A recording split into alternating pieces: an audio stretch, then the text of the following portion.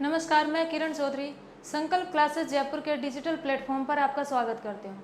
आज का अपना टॉपिक है रिक्तिका या वैक्यूल।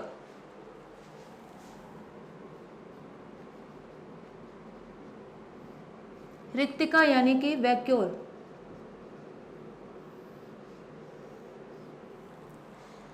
कोशिकाओं में, पादप व जंतु कोशिकाओं में विभिन्न प्रकार की छोटी छोटी खाद्य रिक्तिकाएं या अनेक अन्य रिक्तिकाएं भी पाई जाती है जिनके अंदर कुछ लिक्विड पदार्थ भरा होता है। हम ऐसे कह सकते हैं कि कोशिका द्रव्य में पाया जाने वाला अजैव द्रव्यक पदार्थ होता है।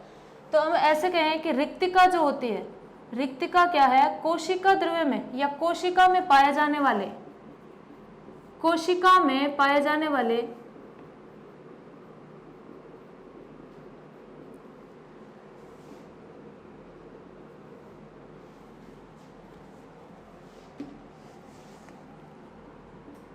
अजैव द्रव्यक पदार्थ होती हैं।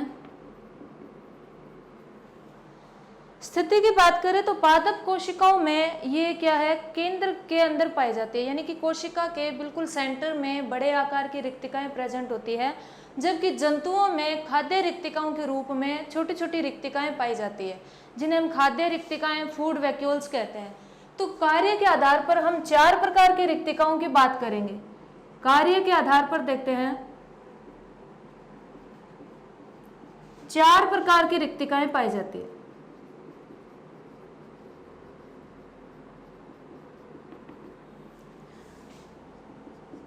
कौन कौन सी हो गई? जैसे रसधानी, दूसरे देखें हम संकुंचनशील धानी, संकुंचनशील रिक्तिका। तीसरा प्रकार देखें हम खाद्य रिक्तिका, और फोर्थ की बात करें तो वायु रिक्तिका। इस प्रकार कार्य के आधार पर 4 प्रकार की रिक्तिकाएं होती है: रसधानी, संकुंचनशील रिक्तिका, खाद्य रिक्तिका तथा वायु रिक्तिका। फर्स्ट हम देखते हैं रसधानी की बात करते हैं। रसधानी या वैक्यूल्स जो है वो पादप कोशिकाओं में पाई जाती है, प्लांट सेल्स में।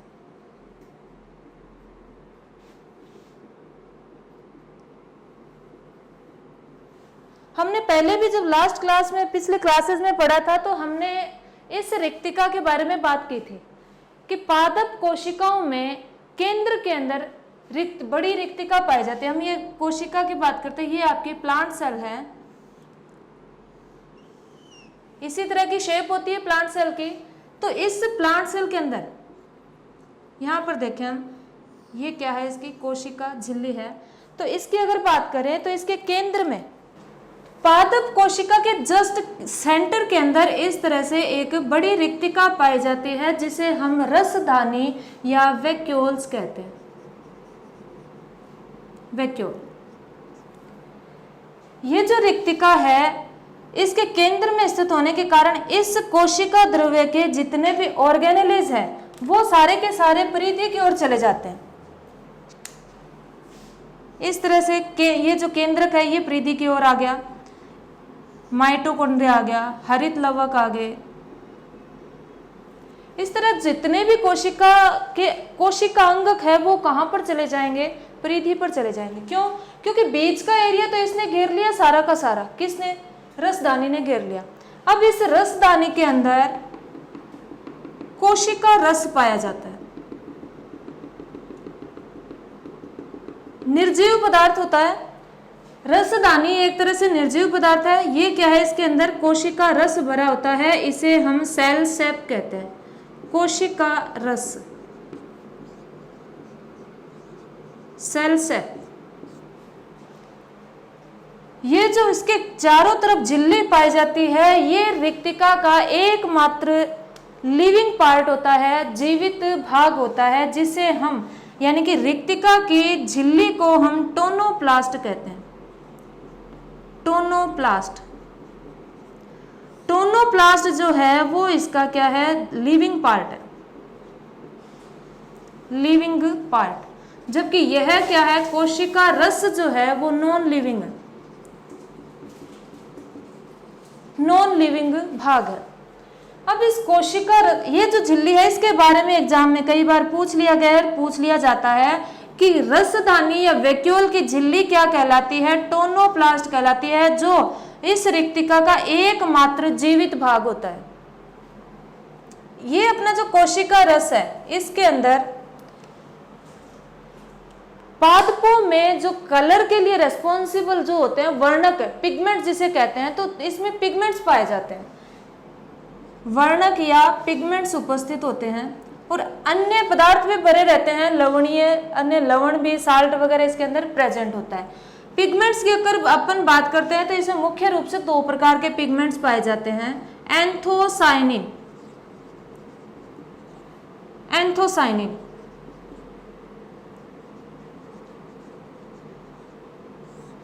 ये जो एंथोसाइनिन है ये फ्लावर के कलर के लिए रेस्पॉन्सिबल होता है, या अदर कोई कलरफुल पार्ट है अगर प्लांट का, कोई कई बार क्या होता है लीव्स के अंदर भी अलग अलग कलर्स आ जाते हैं, फ्रूट्स के जो कलर होते हैं जैसे चुकंदर का कलर होता है। मैं बार बार इसी बात को रिपीट करती हूँ, जब भी पिगमेंट्स की बात आती है तो क्योंकि कई बार क्वेश्चन पूछा गया है कि पादपों में फूलों के रंग के लिए रेस्पॉन्सिबल वर्णक कौन सा होता है, एंथोसाइनिन। एंथोसाइनिन कहाँ पाया जाता है, कोशिका रस में, यानी कि रसदानी के अंदर पाए जाने वाले कोशिका रस के अंदर। तो हमने पहले पढ़ा था कि क्रोमोप्लास्ट जो होता है वो भी क्या होता है, पादपों में रंग के लिए रेस्पॉन्सिबल होता है। लेकिन ये जो एंथोसाइनिन है वो एक तरह से क्रोमोप्लास्ट का हिस्सा ना हो करके ये अलग वर्णक है जो कहाँ पर पाया जाता है, रसदानी के अंदर, कोशिका रस में पाया जाता है। यह जो है ये फूलों के रंग के लिए, फूलों के रंग तथा फ्रूट्स, फलों के रंग के लिए उत्तरदायी होता है, फलों के रंग हेतु उत्तरदायी, रेस्पॉन्सिबल होता है, उत्तरदायी होता है।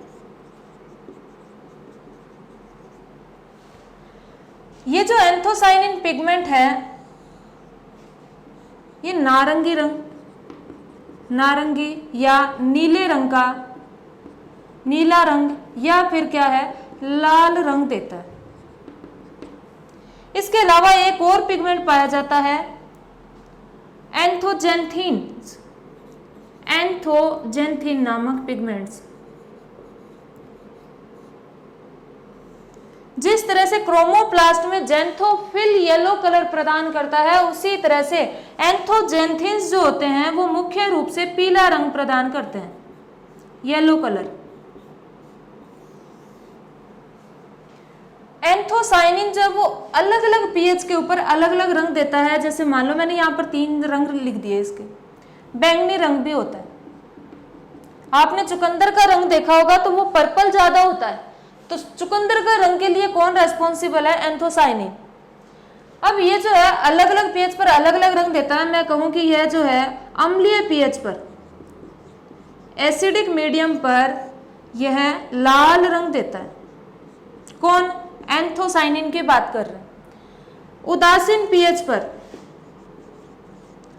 यह बैंगनी रंग देता है और क्षारीय पीएच पर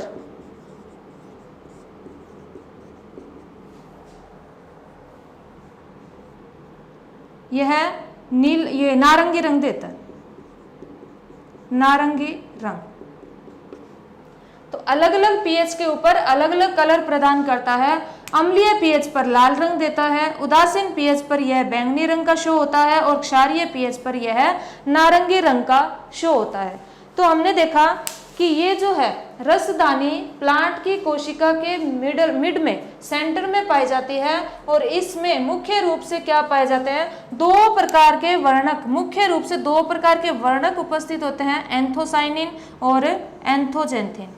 एंथोसाइनिन नारंगी, नीला, बैंगनी और लाल रंग देते हैं, जबकि यह पीला रंग देते हैं। इसकी झिल्ली क्या कहलाती है, टोनोप्लास्ट, और इसके अंदर भरा हुआ अजैविक द्रव जो है वो क्या कहलाता है, कोशिका रस कहलाता है। संकुचनशील रिक्तिका यानी कि कॉन्ट्रैक्टाइल वैक्यूल्स,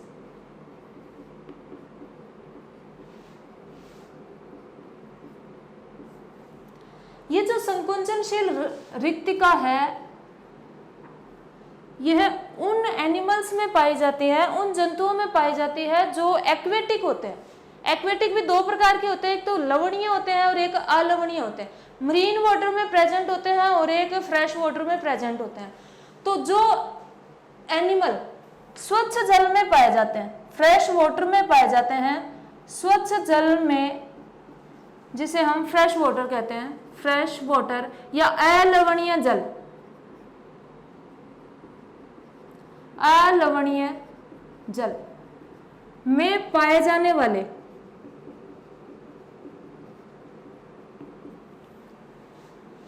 जलीय जंतुओं में,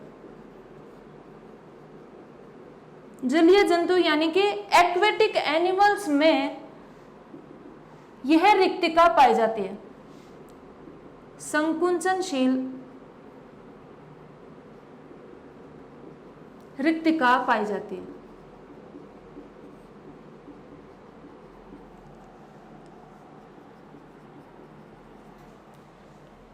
स्वच्छ जल में इसका क्या काम है, स्वच्छ जल के जंतुओं में ये क्यों पाई जाती है, क्या काम है, अपने इसका एग्जाम्पल की बात करें जैसे अमीबा, और इसके बारे में क्वेश्चन भी आता है अमीबा के बारे में कि अमीबा जो है वो एक क्या है, प्रोटोजोअन, प्रोटोजोअन है, एक कोशिकीय प्रोटोजोअन, एक ही कोशिका पाई जाती है। ये आपके पास क्या है, आपका अमीबा। इस अमीबा के सेंटर में यहां पर क्या है, केंद्रक उपस्थित है, न्यूक्लियस,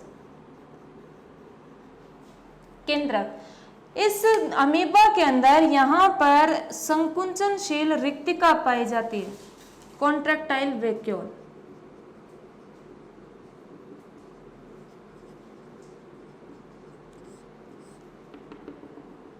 इसके चारों तरफ देखो छोटी छोटी और भी रिक्तिकाएं पाई जाती है और इस रिक्तिका के चारों ओर माइटोकॉन्ड्रिया प्रेजेंट होते हैं। क्यों? क्योंकि ये रिक्तिका बनती है इन छोटी छोटी रिक्तिकाओं से, और ये जो रिक्तिका बनती है तो उसके लिए एनर्जी की आवश्यकता होती है, तो इसके चारों तरफ माइटोकॉन्ड्रिया उपस्थित होते हैं। तो ये क्या है आपका कोशिका द्रव्य, साइटोप्लाज्म। अब देखो ये क्या है, यहां पर इस एनिमल की बात करें, इस एनिमल के सराउंड में क्या उपस्थित है, स्वच्छ जल। कहां पर प्रेजेंट है, ये एक वाटर के अंदर उपस्थित है, स्वच्छ जल उपस्थित है। और देखो ये जो झिल्ली जो होती है, अपने को पता है कि झिल्ली क्या होती है, पारगम्य होती है, अर्ध पारगम्य का काम करती है मेम्ब्रेन, जो कोशिका झिल्ली हमने पढ़ा था पहले। तो इसके द्वारा निरंतर जल जो है वो एंटर करता रहता है इसके अंदर, अमीबा के अंदर, वाटर H2O। अब ये निरंतर जल इसके अंदर एंटर करेगा तो ये तो फट जाएगा और मर जाएगा, ये तो जल को अगर बाहर नहीं निकाला गया तो यहां से निरंतर जल अंदर एंटर करता रहेगा और इससे छोटी छोटी क्या बनेंगी, रिक्तिकाएं बनेंगी, और ये रिक्तिकाएं मिलकर के एक बड़ी रिक्तिका बना लेती है जिसे संकुचनशील कॉन्ट्रैक्टाइल वैक्यूल या संकुचनशील रिक्तिका कहते हैं। इस निरंतर अंदर आने वाले जल को क्यों आ रहा है अंदर, क्योंकि यहाँ पर इसकी जो परासरणीय सांद्रता जो है, ऑस्मोटिक प्रेशर अधिक होता है, परासरणीय सांद्रता अधिक होती है, यानी कि इसके अंदर इसके कोशिका द्रव्य में लवण यानी कि साल्ट वगैरह की मात्रा अधिक होने के कारण बाहर लवण कम होता है, स्वच्छ जल है, यहाँ पर क्या होता है, सॉल्ट कम होता है, और यहाँ पर सांद्रता जो है वो उसकी अधिक होती है। तो वाटर जो है वो अपनी अधिक सांद्रता से कम सांद्रता की ओर मूव करेगा, किसके द्वारा, विसरण की विधि के द्वारा। और विसरण विधि द्वारा वाटर का जो मूवमेंट होता है उसे हम परासरण कहते हैं। ओस्मोसिस की प्रोसेस के दौरान यहाँ पर तो वाटर की मात्रा ज्यादा है और यहाँ पर वाटर की मात्रा कम है, यहाँ पर जल कम है, तो यह अपनी अधिक सांद्रता से कम सांद्रता की ओर मूव करता है।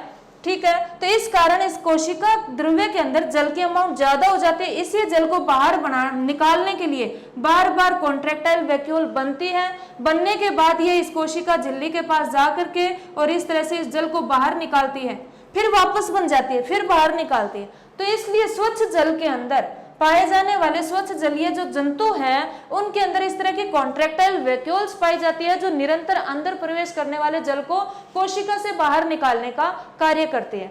तो हम इसके देखो यहाँ इसका एग्जाम्पल जो है वो क्या है आपका अमीबा। क्वेश्चन ये आता है कि अगर आप अमीबा को लवणीय जल में डाल दो, स्वच्छ जलीय अमीबा प्रोटियस इसकी एक स्पीसीज है अमीबा प्रोटियस, जो कहां पर पाई जाती है, स्वच्छ जलीय।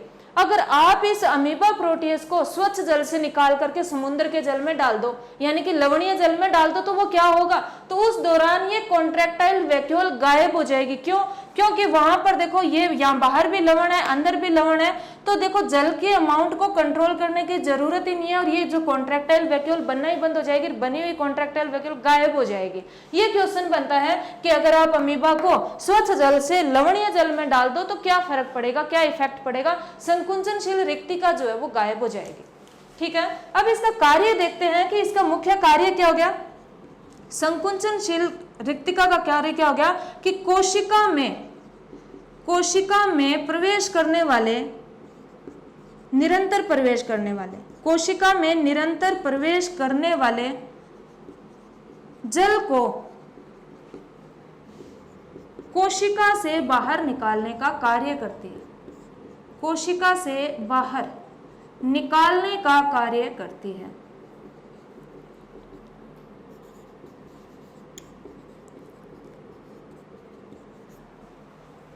तो ये हो गया आपका संकुचनशील रिक्तिका, दूसरे टाइप की रिक्तिका के बारे में। थर्ड टाइप की बात करते हैं, फूड वैक्यूल्स या खाद्य रिक्तिकाएं। खाद्य रिक्तिकाएं मतलब कि जिसके अंदर खाद्य पदार्थ भरा होगा, बाहर से कोशिका अंदर खाद्य पदार्थों को अंदर ग्रहण करती है, तो वो छोटी छोटी रिक्तिकाओं में बंद हो जाता है, उन्हें ही हम क्या कहते हैं, फूड वैक्यूल्स या खाद्य रिक्तिकाएं। ये किसमें पाई जाती है, जैसे कुछ प्रोटोजोअन्स, प्रोटोजोआ जंतुओं, अन्य निम्न जंतुओं,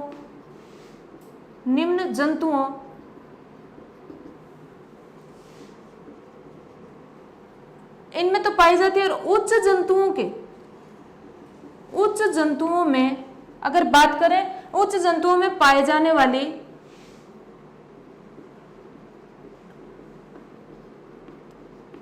फैगोसाइट्स,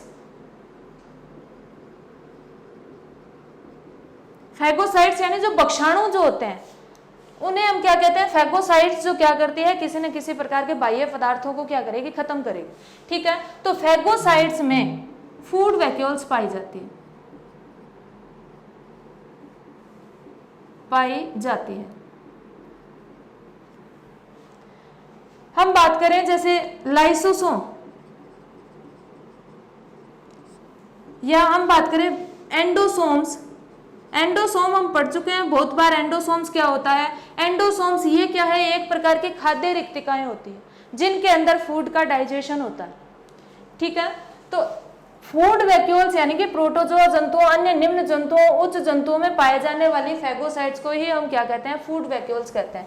फोर्थ टाइप की वैक्यूल्स की बात करते हैं, वायु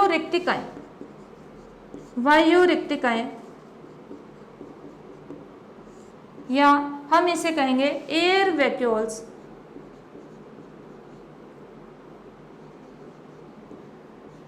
एयर वैक्यूल्स खाद्य रिक्तिकाएं यानी कि वे रिक्तिकाएं जिनके अंदर वायु भरी होती है, एयर भरी होती है, उन्हें हम वायु रिक्तिकाएं कहते हैं। निम्न जंतुओं में ये पाई जाती है। निम्न जंतु जो वाटर में रहते हैं, जलीय जंतुओं में, जो उनको उत्प्लावकता प्रदान करते हैं, तो जलीय जंतुओं में पाई जाती है वायु रिक्तिकाएं। और जो ये अपने अंदर भी फैगोसाइट्स पाई जाती है, उसके अंदर फूड वैक्यूल्स पाई जाती हैं। और इसके बाद हमने प्रोटोजोआ, जो एक्वेटिक एनिमल्स जो देखे प्रोटोजोआ जैसे, तो उनमें संकुचनशील रिक्तिकाएं पाई जाती हैं। और प्लांट्स की कोशिकाओं में रसधानी यानी कि वैक्यूल्स प्रेजेंट होती है। नेक्स्ट हम बात करते हैं केंद्रक, न्यूक्लियस के बारे में। हमने एक एक करके सारे ऑर्गेनेलिज पढ़ लिए हैं, सेल ऑर्गेनेलिज कंप्लीट हो गए हैं। अब हम बात करते हैं न्यूक्लियस यानी कि केंद्रक।